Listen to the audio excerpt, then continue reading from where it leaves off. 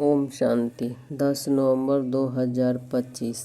आज का पुरुषार्थ। आज बाबा ने कहा, देखो बच्चे, बाबा ने आकर बहुत महीनता से आपको विजयी माला का दाना बनने के लिए सार रूप में सारी पढ़ाई पढ़ा दी है। अब तो केवल आपके उमंग उत्साह के लिए बाबा फिर से वही पढ़ाई रिपीट कर रहा है। बाबा तो आपका उमंग उत्साह बढ़ा रहा है, परंतु हिम्मत तो आप बच्चों को ही रखनी पड़ेगी। आप बच्चे उमंग उत्साह में तो आते हो, परंतु बस थोड़े से समय के लिए, फिर दिनचर्या में आते ही हिम्मतहीन हो जाते हो और कहते हो क्या करे कैसे करे समझ नहीं आता। अभी तक यह क्वेश्चन मार्क आपको शोभा नहीं देता। जिन्हें भगवान सर्वशक्तिवान स्वयं आकर पढ़ा रहा हो तो उन बच्चों के बोल ऐसे होने चाहिए क्या? देखो, बाप का तो घर जाने का समय हो गया है। वह तो केवल कुछ बच्चों के लिए एक्स्ट्रा रुका हुआ है, फिर भी आखिर कब तक? परमात्मा बाप की पढ़ाई बाप समान बनाने की है, अर्थात मास्टर सर्वशक्तिवान बनाने की है, विजय माला का दाना बनाने की है, जिसमें हिम्मतहीन अर्थात कमज़ोर बच्चे नहीं आ सकेंगे। इसलिए खुद ही सोच विचार कर लो, अब हमें क्या करना है।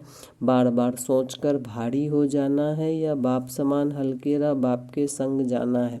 भारी हो जाना अर्थात संकल्पों द्वारा व्यर्थ सोचते रहना, और फिर जिस सोच का कोई रिजल्ट भी नहीं निकलता।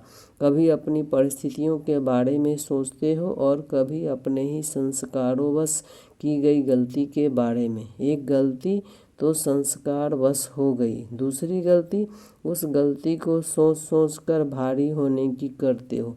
अगर बिंदी लगानी नहीं आती तो फिर बिंदु रूप भी नहीं बन पाओगे और ना ही बाप के संग घर जा पाओगे। कई बच्चे दृढ़तापूर्वक हिम्मत रख बाप की श्रीमत को अपना 100% दे फॉलो कर रहे हैं, अर्थात पेपर तो उन बच्चों के पास भी आते हैं, परंतु बार बार वो अपना सब कुछ बाप को समर्पण कर आगे बढ़ रहे हैं और उन्हें फिर बाप की भी पूरी मदद मिल रही है। बाप तो बच्चों को ऊंचे से ऊंचा सम्मान दिलाता है कि आप तो मास्टर सर्वशक्तिवान हो, कल्प कल्प के विजयी हो, अर्थात विजयी रतन हो, और कहते हैं कि इस ऊंच सम्मान में स्थित रहो।